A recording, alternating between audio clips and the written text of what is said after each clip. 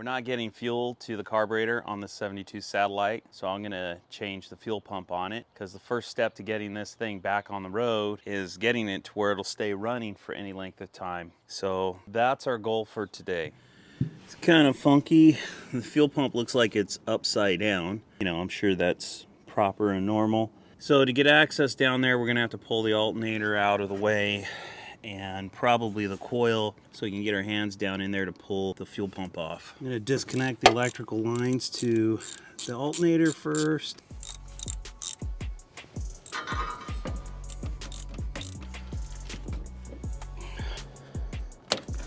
think I can put that out of my way for now. 2. Light and everything's greasy down there. Okay. There's the fuel pump. Upside down fuel pump. Who knew? All right, so while we're in here, the fuel line from the frame rail to the fuel pump, pretty old and hard. So I'm gonna go ahead and replace that. Give it some fresh fuel line, because we're right there. Always put black silicone on both sides of the gasket. Make sure we got a good seal.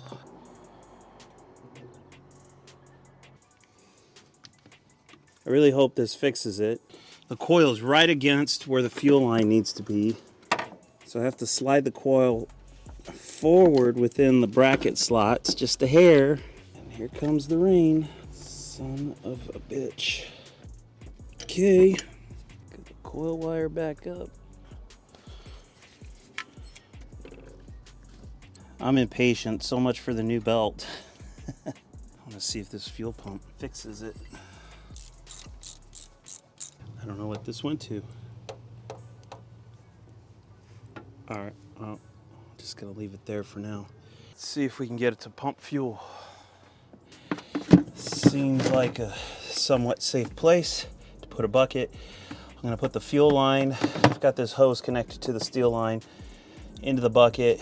We're gonna fill the bowl, and then we're gonna go ahead and fire this thing up.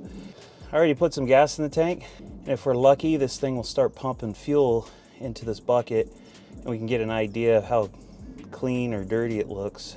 Hopefully the fuel pump part of it is all fixed. Okay.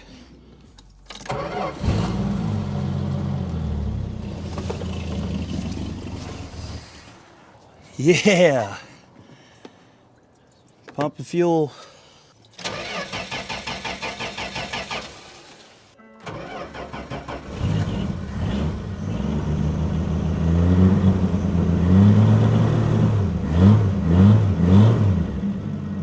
Look at that.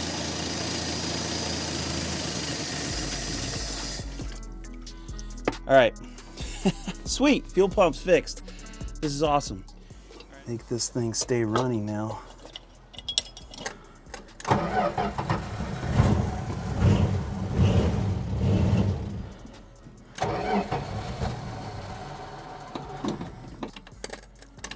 Oh, really? You gotta be shitting me. Fix one problem, and now I got another. This thing is smoking in here. It's throwing sparks, man. Jeez. You've got to be kidding me. I think I know why this is all beat up now. Somebody had an electrical problem and didn't know how to take it apart.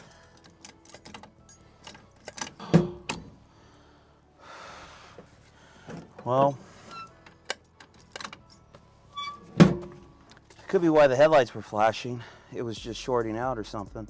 Crap.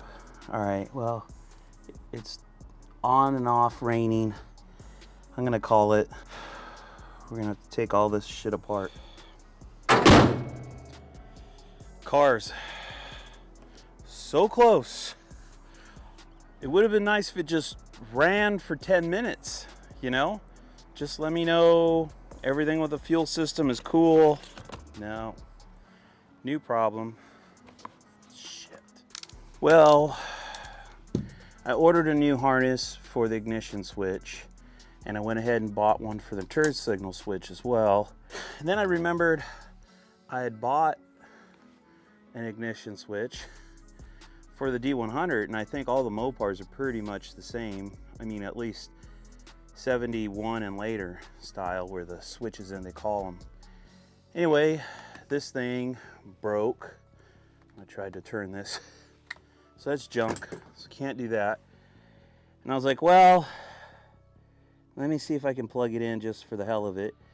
And obviously, this thing had issues before, so all that was left of the plug, so this is what the plug should look like, something like that.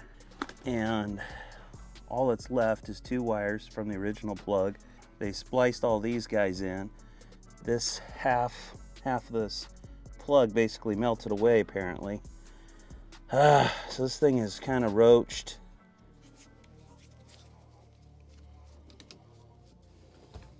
This thing, you can see it's all beat up in here. This thing's been off before.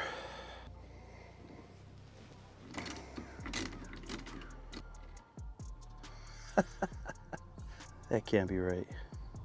What the hell? That looks like a wheel lug nut. And then somebody put splits up here. All right, it's the next day. Beautiful day. A little cloudy. Blue skies this way. It's nice to see a California day kind of get back to normal. Man, we got a lot of rain. Too much. It's like everything's just muddy, wet, can't do jack. We got our ignition switch. Try to fix that and try to get back on track and getting this car running and driving. What the hell? Oh, kittens. Oh, I see them. My mama cat put them way up there. Hi. Look at that. Look at that face. Oh. Another one. Forgot to show you the tan one. These kittens were in the 71 Charger. She'd had them in there, and I found them, and so now she moved them because I found them. She moved them here, but this is super dangerous. These guys can fall. I thought maybe she lost 2 because I only saw 2, but they're all here. They're all crawling around. It's the last one. They all got their eyes open now. Say hello to everybody. Hi. Got them all here in the box. It's a little bit safer. Stuff like that. So mama can find you guys.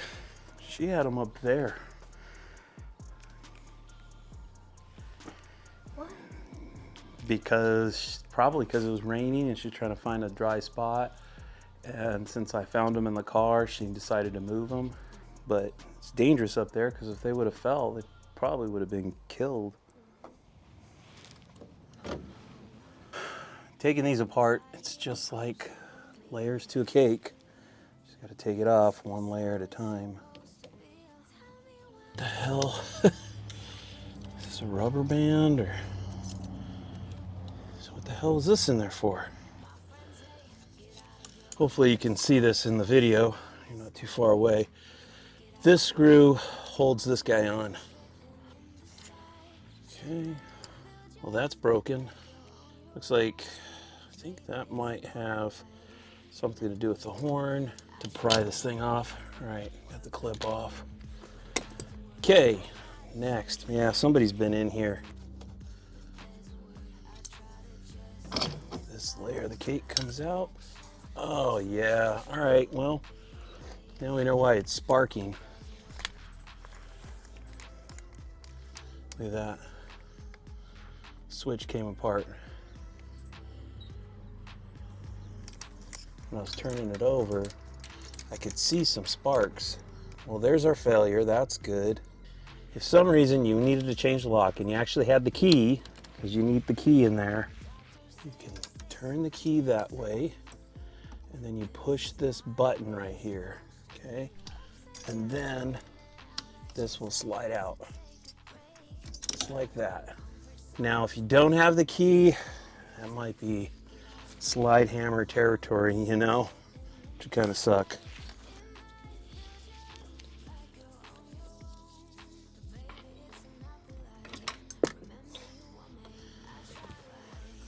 This looks familiar. This looks like that one I bought from Rock Auto. It also fell apart before I even installed it. This is everything coming out of the column. This is the new switch. Hopefully it holds up. This is the part of the harness that I cut off of that old harness I had. So we got our brown, our black, our blue, and our yellow. So we're all good there.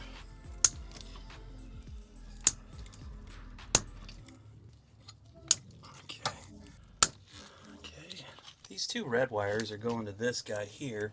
So what I have to do is I got to get these two guys out of this and push them into this side. Get them put in here. Boom, boom. On the dash end, these guys, pop them out of here and put them into this guy. And then I'm going to splice all of these guys into all these wires that I just cut. And I bought this kit on Amazon, I think. And it just comes with tons of these guys. These are basically like hypo tubes. And what they do is these guys have little barbs. So when they push them in, they'll stay in. They won't slide back out. So these guys, you put them over them, and then it collapses the barb. So you can pull these guys out. See? Pretty easy. Easy peasy. There we go. Orange went in here. And then all you gotta do is just push it in. I'm gonna splice these guys onto here. I cut these all pretty long, these guys here on this end, because I knew this was gonna shorten a little bit since it had been cut off before.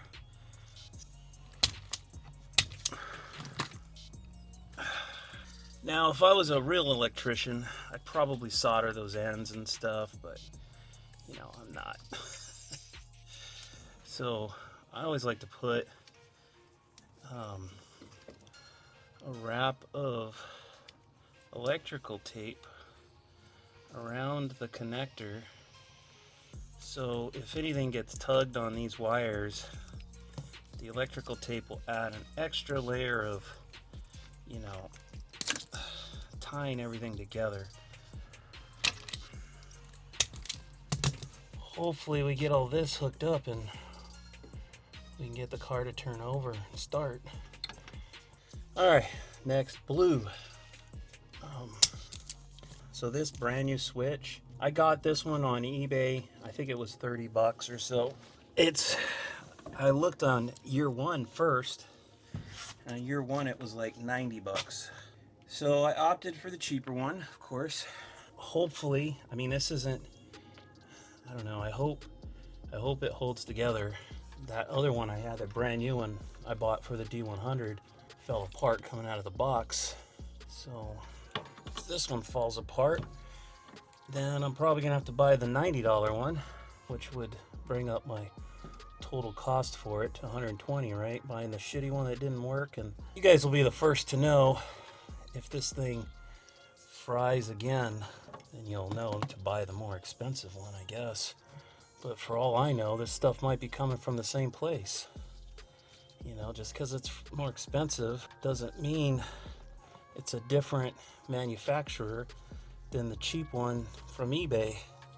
All right, who's next? Black. Black is next. Gosh, I hate working under the dash. You gotta be a contortionist to do this shit. All right. Okay, that one goes on the end. Let's get this old harness out of here.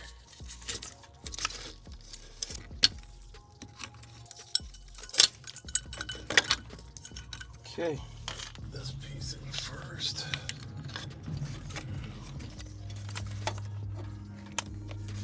Okay.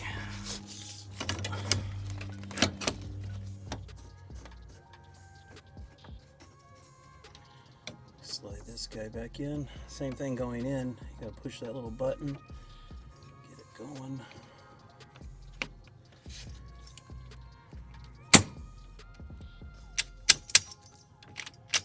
Boom. Oh, that's good. All right. Hopefully that's enough. Oh, black. It's through next to yellow.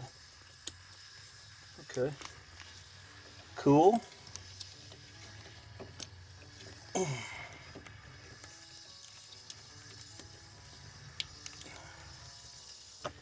All right, before we mess with the turn signal stuff, let's see if the ignition is gonna work without smoking. Let's see. Look at this thing, man. It just wants to run. I didn't even pump it. Okay. Well, that's awesome. All right, ignition switch fixed. Now we can work on the turn signal. I'm just changing it to change it. Pull this guy back off.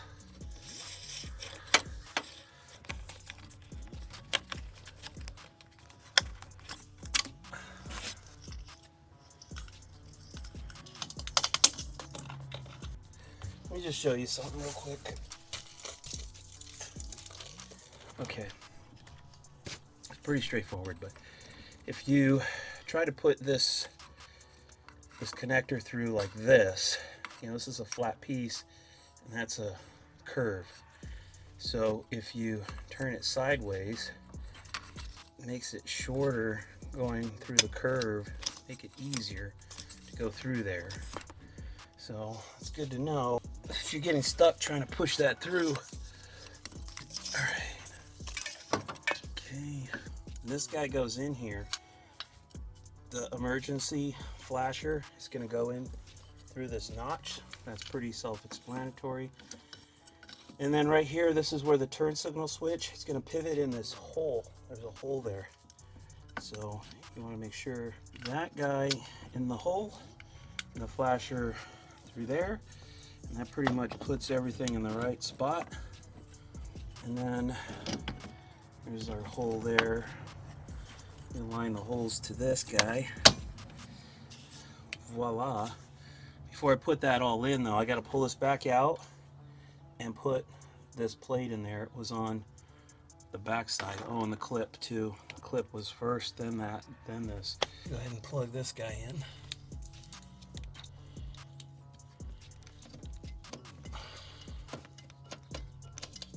Oh, something's flashing.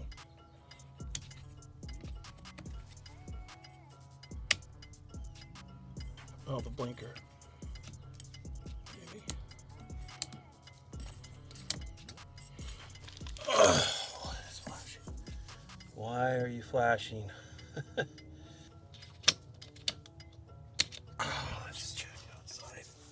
All right, the emergency flashers are definitely flashing right now. This should be off. Not cool.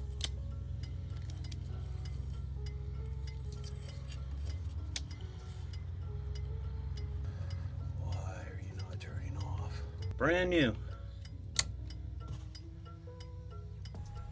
Screwed up. All right, so brand new out of the box. This guy's screwed up. See that? Hazard lights are coming on, even though it's off. Switch is screwed up.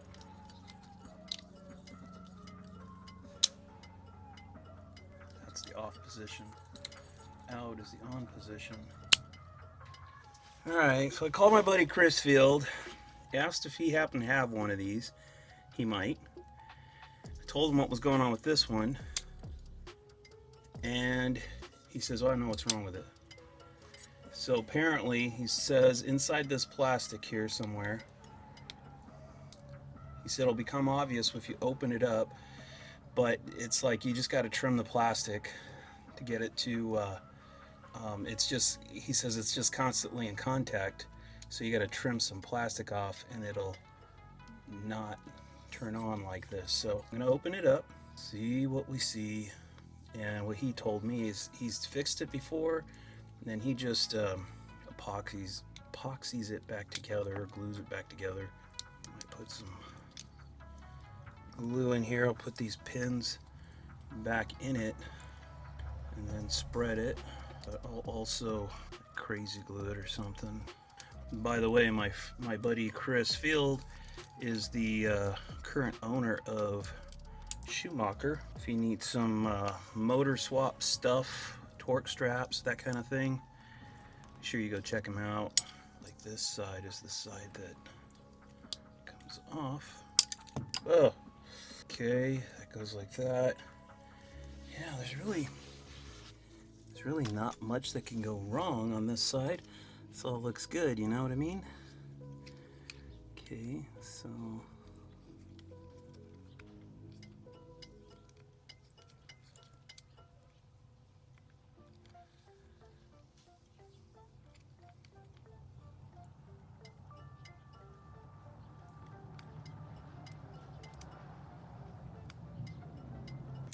anyway, I think it just needs a little more nub there, or you cut that off. All right, so I talked to Chris again. Let me show you. See what's happening. So in the full out position, hear it? It's working. So basically in the full out position, we're making contact across here and across here, okay? And in the full in position, either, this should be off right now, but Chris was saying, so he remembers cutting something off. So he thinks he cut this nub off. That would let it go farther. So it'd make better contact here and here. But you see, now it's on. So what I want to do, you know, this is an original one. It's made with real rivets. So we can't just fold these over and pop them out like we did the new one. So I'm gonna have to break this open, looks like. But we'll get an idea what's going on inside of it. Okay.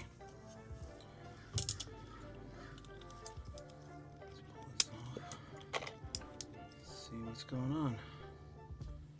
Huh. There's no nub on this one.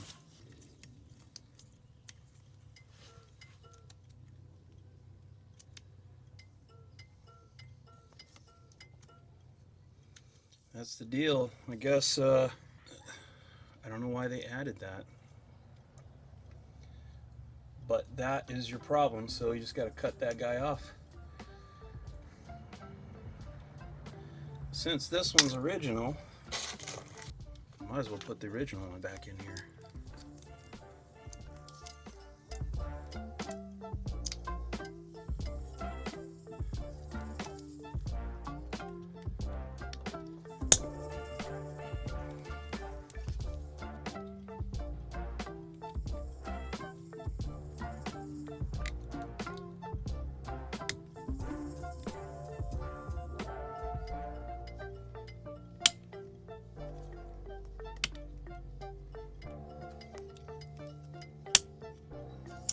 Just clamping it together, and I'm gonna put a little crazy glue in here around the rivets.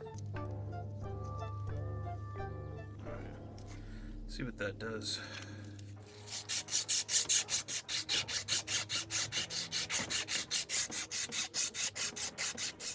There's some kind of a knurled area right in here. The bearing's got to go over. It's having a hard time going over that. The whole shaft wants to go in because of the slop. So I have to keep tapping it in, try to get it past this knurled area, and then I could put that clip in there. It's moving slowly. By the way, lug nut, proper nut. Kind of chewed up, so we're going to chase it with a die. By the way, this is a half 20, if anybody's wondering.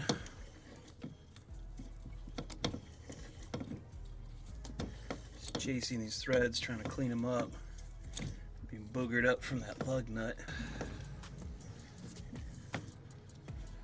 Alright.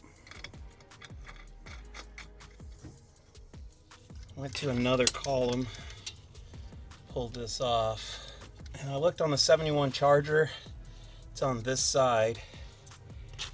On the earlier ones, it's on this side, 68 through 70. So I'll put it on this side. And I got these steering column washers and nuts. Imagine you did this for a living, right? Or you take your car to a shop to have built. Pretty much spent the whole day working on this crap. You know, I had to fix this stupid thing. That took some time away. You know, and basically what was broken was the ignition switch. We got that changed. We figured we're in there, save time. But, you know, just imagine, I was talking to Chris, who has a shop, and he goes, yeah, I didn't explain to the customer, just added 2 hours to the task to fix this after you put it all together and had it finished. So, note to self, if you're ever doing one of these, plug it in, test it out before you bolt all this crap together. Then if you have a problem, address it so you don't have to take it back apart. And then I had to track down this wire and these nuts, you know, these column washers or whatever. It takes time. I guess what I'm saying is if you pay somebody to work on your car, realize that this kind of crap happens. And can't be mad at them if they end up charging a little bit more than what was intended or quoted, because crap like this happens. It sucks, but it's part of reality, especially when you're dealing with old cars and some yahoo got his fingers in here or some tweaker started screwing with stuff and just really mess things up, you know. Get this harness in here like I liked. Unfortunately, it's so freaking tight, but we're gonna leave it alone. This is not a correct restoration deal here. I kind of bought this car strictly for YouTube to do some videos on, and I was really hoping it would be low-hanging fruit. I wanted to get the car, you know, registered, running, driving, insured, on the street, on the road, tooling around with the Slant 6. I was also wanting to put like a matte finish black on the car, paint it, and then I think it's a really cool car, and I would probably even be down for keeping it. However, I had to pull out a loan to buy this car, and so I'm having to make payments on it, and I'm kind of uncomfortable with it because, you know, I'm still not working. I still have severance coming in. I am going to start working Monday, so hopefully everything works out okay. But it still bothers me that I have a loan on the car. So when I got the steering column all squared away, you know, I could turn it over, everything's good, right? The electrical and the steering column is now good. I go to start it up, start it up, and it starts spewing gas everywhere. Like it's just pouring gas into the engine. It doesn't want to start, doesn't want to stay running. It's flooding out. I'm like, crap. And there's gas all over the carburetor. So I'm like, well, let me pull the carburetor back off. I pull it back off.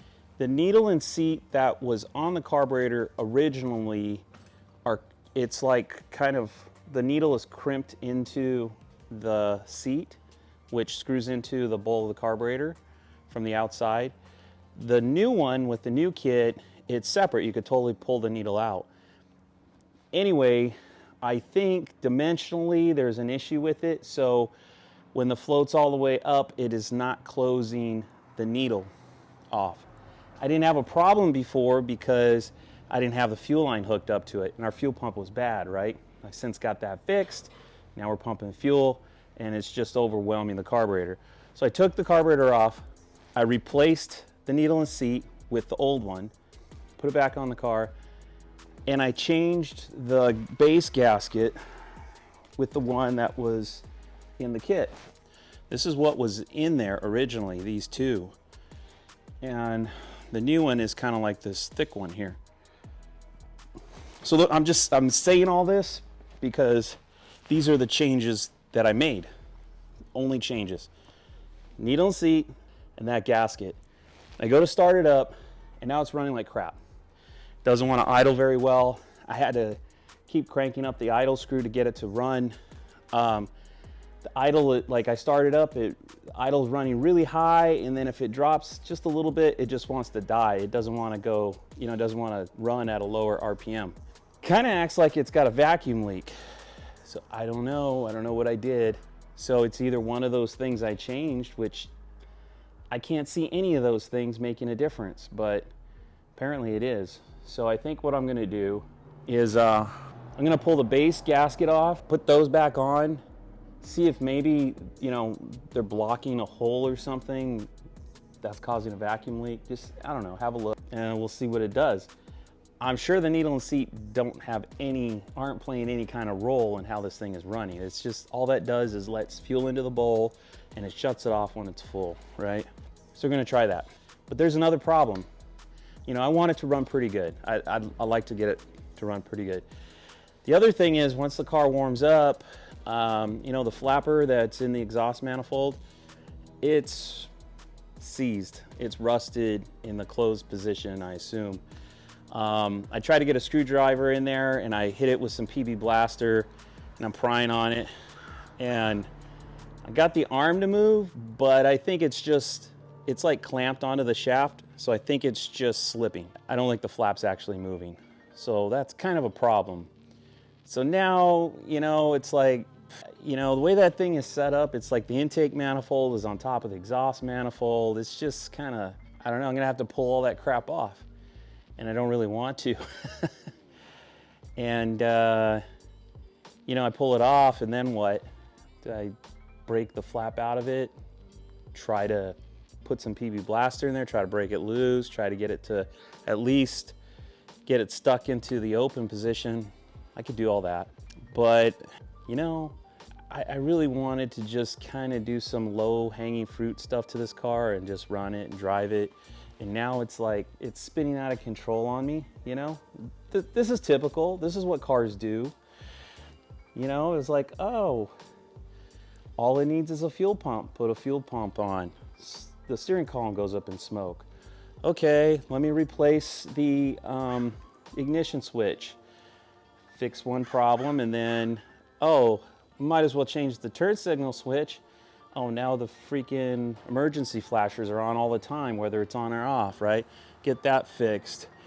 Not too big of a deal, I know. But now it's like this, and it's like, what's next? And honestly, if I was gonna keep this car, I think I'm at that point where I'd probably build a 440 for it and just swap it out. And I would save all this drivetrain because the car is kind of rare, I think.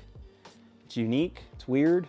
I wouldn't throw all this stuff away, you know, keep the numbers matching, motor and all that stuff and bag it. But I think I'd play with it and put a 440 in it and be done with all that crap. But I can't do that, not with this car. I've got too many other cars that they already have an empty engine bay waiting for a 440. So, you know, I don't know if I went over. I don't think I went over the truck yet, but I drug home this truck and I've got my high school car I want to get going pretty soon. That 71 Charger, and I'm not going to do nothing with it right now, but I still got two 72s in the shop that I need to get finished up.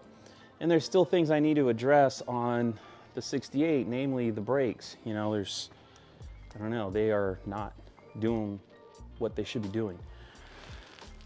So I think I need a cut bait on this. There's a couple of more things I want to do video-wise, like I want to do a cleaning of the engine compartment and stuff. But yeah, I'm just gonna let this thing go because I don't want to go down the rabbit hole with it. It is totally a cool car. It's definitely worth going down the rabbit hole on, but not when you have like a yard full of cars that they're all rabbit holes in themselves. You know, I don't need more rabbit holes. So sorry to announce that, but that's just, it is what it is. So anyway, we'll screw with this carburetor. Hopefully we'll fix this thing to get it to run decent. You know, we're never gonna get that flap, I don't think, to open up unless we start pulling a lot of major parts apart, which I don't wanna do. Maybe we'll do that clean engine compartment video, and then I think we're gonna kick this thing to the curb and jump on something else in the yard. So anyway, for now, let's get to the carburetor.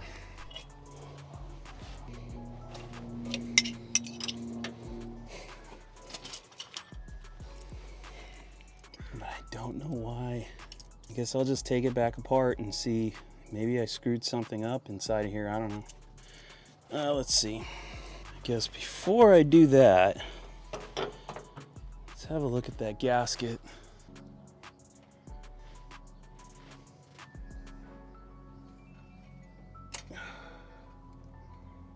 Oh, well, that's a possibility. Okay. Looks like I have this gasket on backwards. So look, this is how I had it on.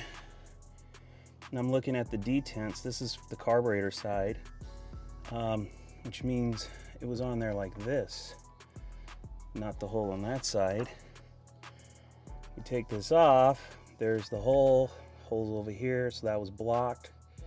This should be that way. Maybe that's my problem. All right, well, let's throw it back on.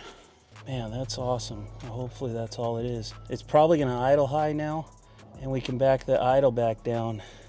Because I'm telling you, man, this thing was running so good, even though I think that flap stuck. I don't think I took video of it running like crap either. I would have started it for you, but I didn't want to get it all hot.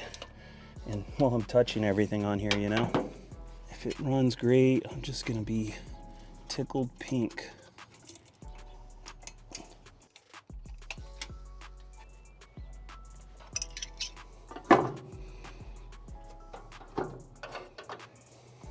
Yep. This one goes here. This one goes here. This one goes here.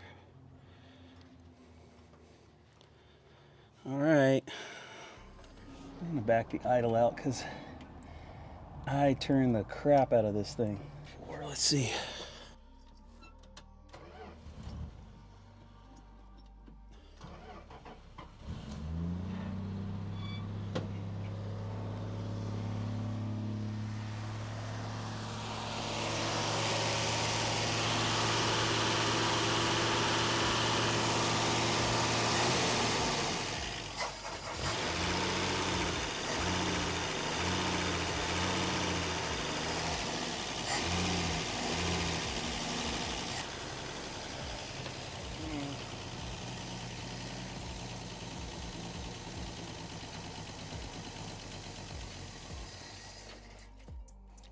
It's still not running right. And see, before it would just idle very well, no problem. Now, not so much.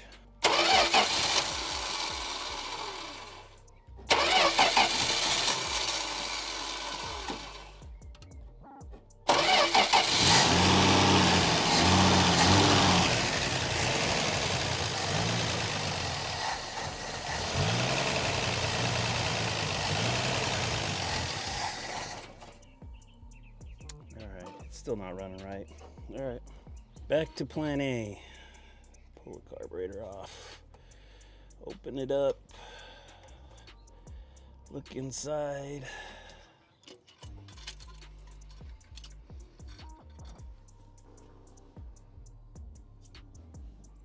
I wonder if it's just not tight enough.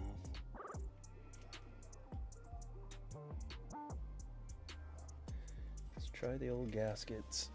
Doesn't make sense, you know what I mean? It's like if you've got a transmission problem and you're trying to, after you change something on the brakes, it's like it's got nothing to do with the transmission, but it happened when you worked on the brakes. Okay, I put the old gaskets back on so it's doubled up. Maybe it'll seal better.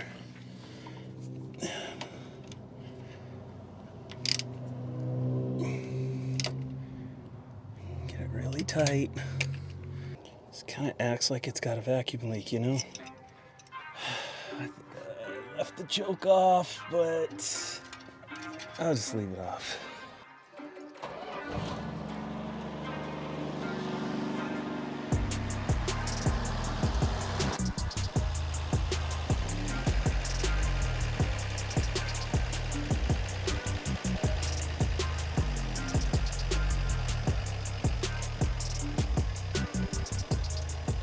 That was it.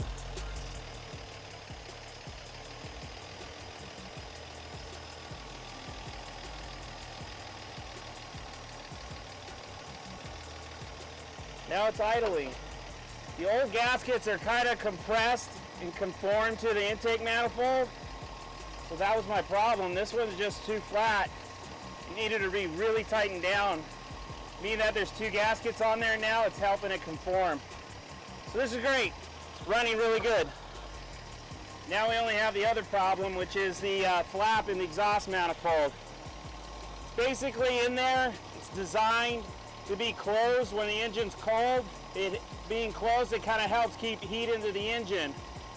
After the engine warms up, there's like a spring on the end that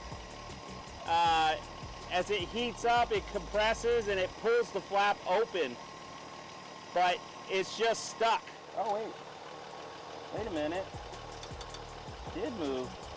I hit it with some PB Blaster. It's right here. This part was up against this, and I've been prying it open, but I thought it was just spinning on the shaft. But I can see a line on that shaft, and it is turning.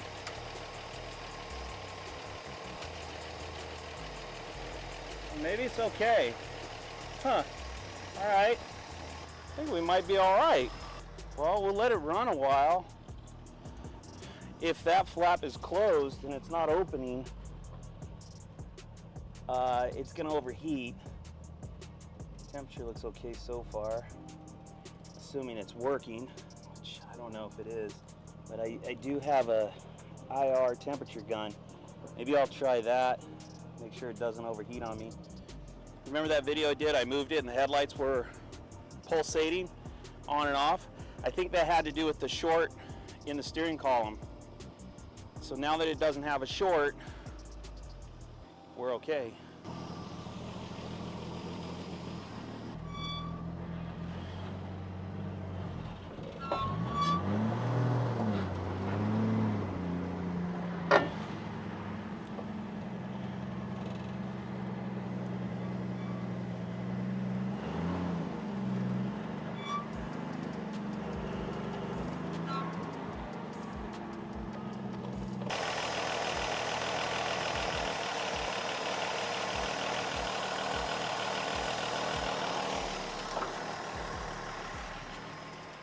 Well, I'll be damned.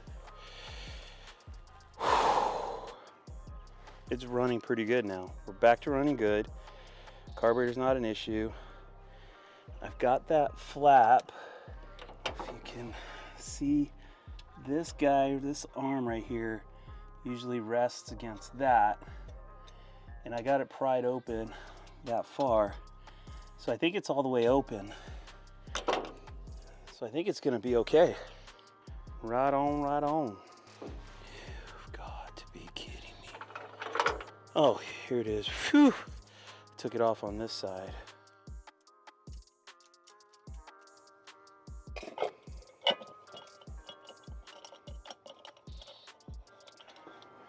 Ow.